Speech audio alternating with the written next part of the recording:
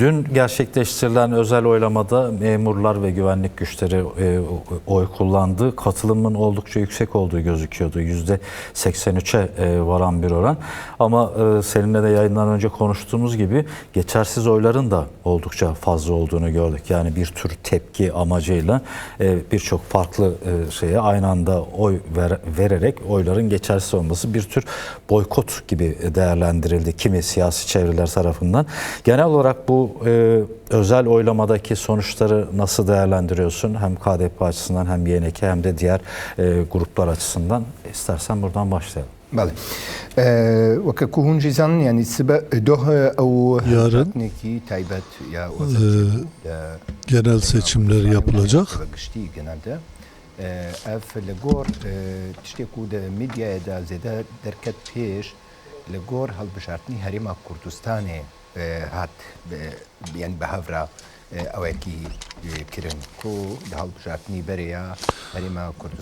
Daha önceki Güney Kürdistan bölgesi seçimlerinde, yine 2024'te yapılan seçimlerde Güney Kürdistan'daki seçimlerde bazı güçlerin oyları artmış. Ancak bu oyların artması gerçekten sayının arttığı anlamına gelmiyor. Yani örneğin Kürdistan'ın seçim bölgelerinde genel oran %60'a kadar olmamış. Bu geçen seneki seçime göre yapılan bir değerlendirmedir. Doğrudan oylar artmış ama daha önceki seçimlere göre düşünürsek özellikle Güney Kürdistan'daki yönetimde olan yer alan partiler açısından sayılar azalmış. Örneğin 2024 seçimlerinde Mahmur, Şengel, Kerkük ve diğer bölgeleri bu oylamanın içerisinde değildi. Diyala, Hanekim bu seçimlerde yoktular. İşte bunları tamamen yan yana getirdiğimizde Güney Kürdistan'daki hegemonik partilerin oyları esasen azalmış. Bunu görmekte yarar var.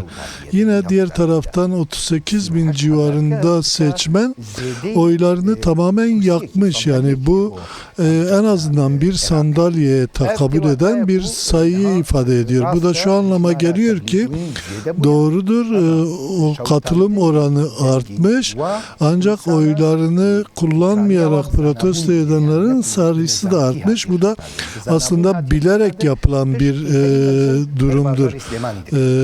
Yani burada en büyük oranlardan biri de Süleymaniye'de yaşandı. Süleymaniye'de 19 bin civarında seçmen oylarını bilerek yaktı. Yani bu aynı zamanda bir boykot anlamına da geliyor. Bunu boykot olarak değerlendiren çokça var. Bunlar sandık başına gitmişler. İşte Güney Kürdistan'da bazı yerlerde de çok açık bir biçimde gördük.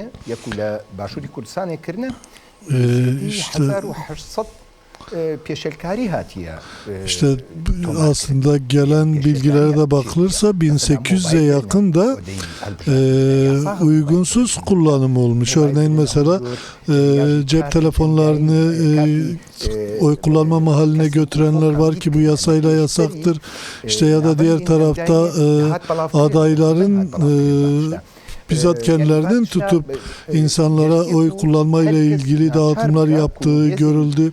Bunların hepsi insanları bir şekliyle çaresiz bıraktı ve yine işte peşmerge güçleri de güvenlik güçleri de bir anlamda mecbur oldukları için sandığa gittiler ama sandıkta da oylarını yaktılar. Burada da bize görünen şu ki Güney Kürdistan'da seçimlere rağmen bu gelişmelerden huzursuz olan ve mecburen sandık başına gidenler var. Aslında yarına bakmamız lazım. Yani yarın Güney Kürdistan tamamında ya da Irak'ın tamamında bu seçimlerin ne kadar etkisini olacağını da aslında yarın daha somut bir şekilde görebileceğiz. İşte oy verme oranı özel seçimde yükselmiş. %83'e kadar ulaşmış. Daha önce çok daha azdı. Yaklaşık %15 bir artış söz konusu. Ancak bu katılım genel seçimde de bu şekilde mi olacak? Bu aslında bir soru işaretidir.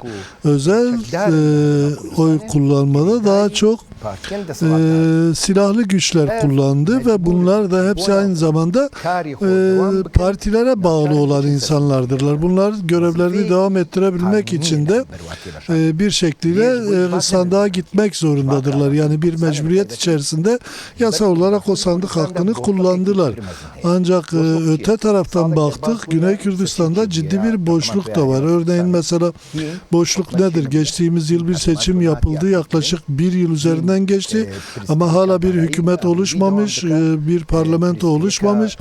Büyük bir ekonomik kriz var. Yine diğer taraftan peşmergeler de dahil olmak üzere hiç kimsenin maaşları ödenmemiş. Yaklaşık 3 aydır da maaş almayanlar var. Yani bu yıl içerisinde 3 ay maaşını almayanlar var. Bu Güney Kürdistan'da ciddi bir soruna da yol açacak durumdur. Toplum işte tam bu temelde nasıl sandık başına gidecek bunu bilmek lazım. Bu seçim esas itibariyle Irak'ta bir çözüm seçimidir ama halk ne kadar sandık başına giderse bu aslında Kürdistan'ın geleceği açısından da Kürdistan bölgesi açısından da çok önemlidir. Yani Kürtlerin oyu ne kadar artarsa güçleri de o kadar artacaktır ve Bağdat'la sorunlarını daha sağlıklı bir biçimde, güçlü bir biçimde çözecekler. Ancak Kürtler seçimde bir geri çekilme yaşarsa, oylarında ve milletvekili sayısında azalma olursa bu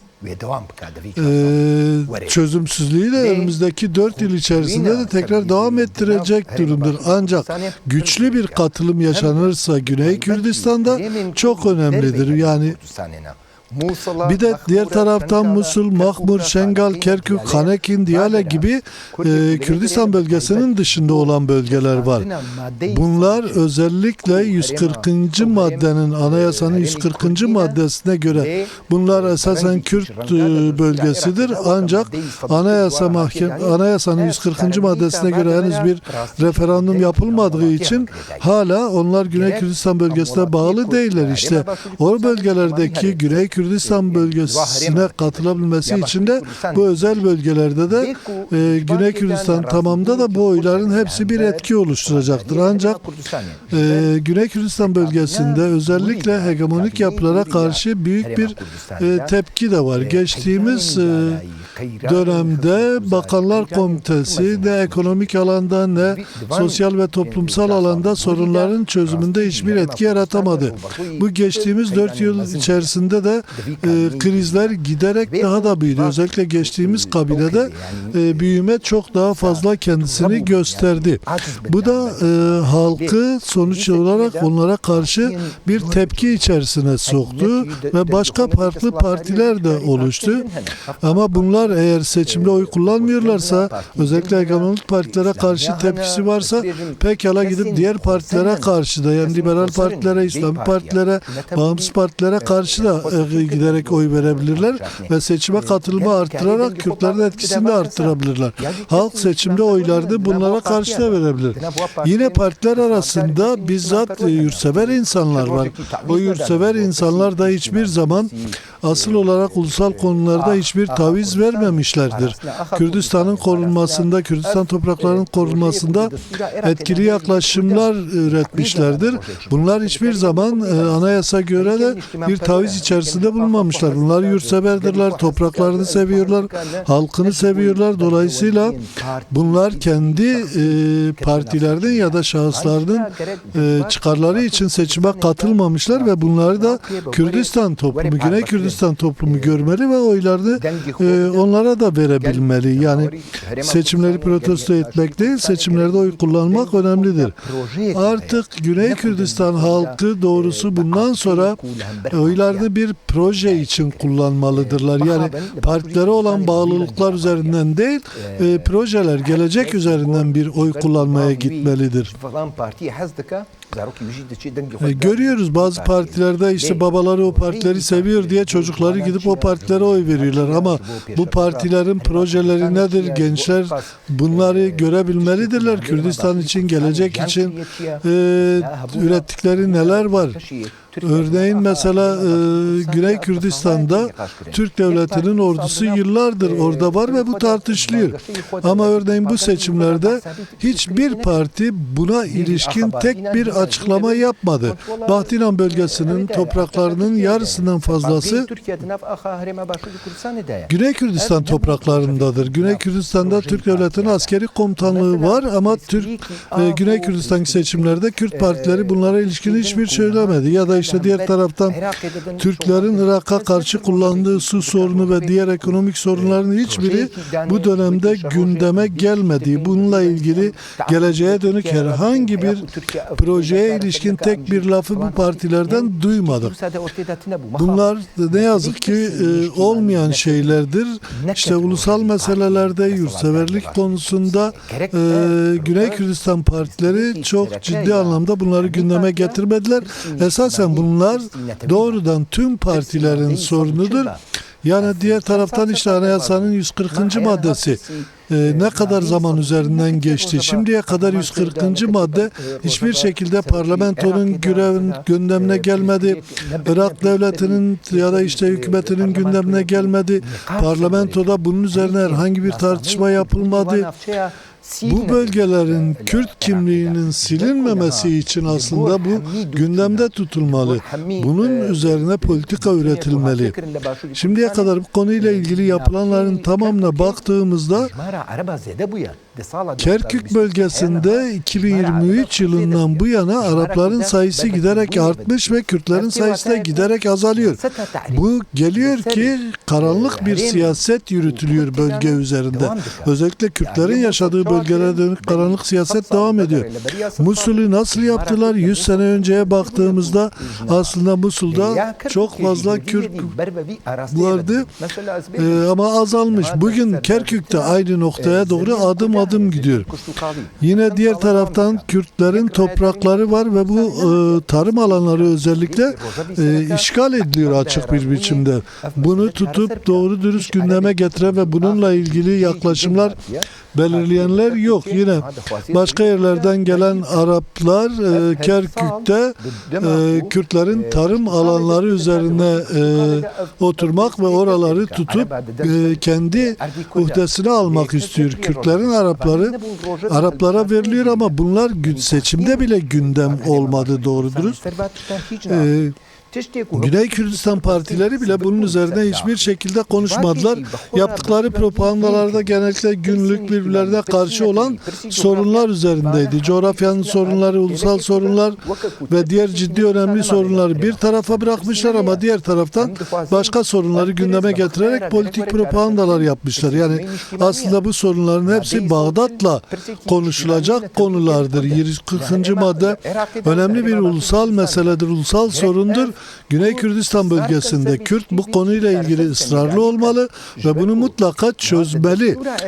Yine Irak Anayasası'nda bu hak Kürtlere verilmiş. Bu federal bir anayasadır ve federal bölgeler kendi korumasını, topraklarının korunmasını, ulusunun korunmasını yapabilecek hakka sahiptir. Bu anayasa kanunda var. Anayasada yer alan bir durum. Ancak Güney Kürdistan'daki bu sorunları ne yazık ki hep bir tarafa bırakmışlar. Bu sorunlardan söz etmiyorlar. Diğer taraftan küçük, basit ve gerisi toplumu ilgilendirmeyen sorunlar üzerinde konuşuyorlar. Toplumda buna tepki gösteriyor. Yani bu nedenden dolayı halk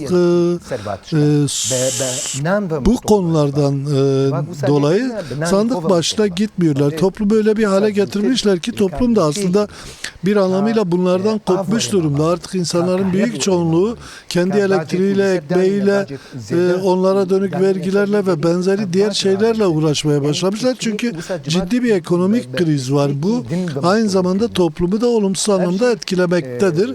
Bunu da görmekte yarar var. Doğrusu bu da bir anlamda Güney Kürdistan'da Kürtlere dönük yürütülen siyasetin bir parçasıdır.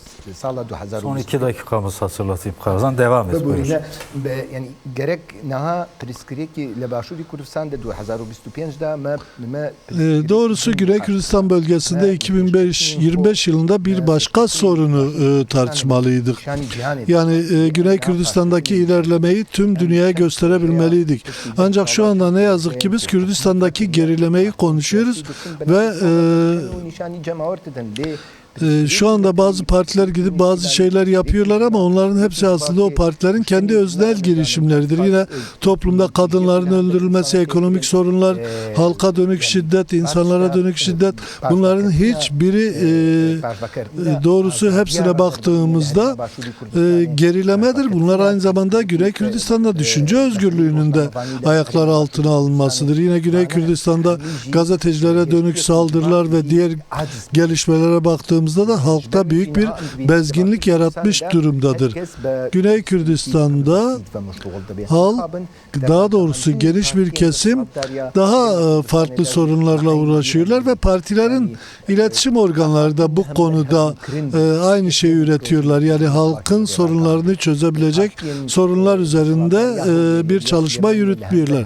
Hevler Egemenliği ya da Süleymaniye Egemenliği tutup bu konuyla ilgili kalıcı bir proje üretebilmiş ya da ulusal bir proje üretebilmiş durumda değil. Bunu ilan etmiş durumda değil. Bunu halkına gösterebilmiş durumda değil. Bunların hepsini Güney Kürdistan'da ne yazık ki göremedik.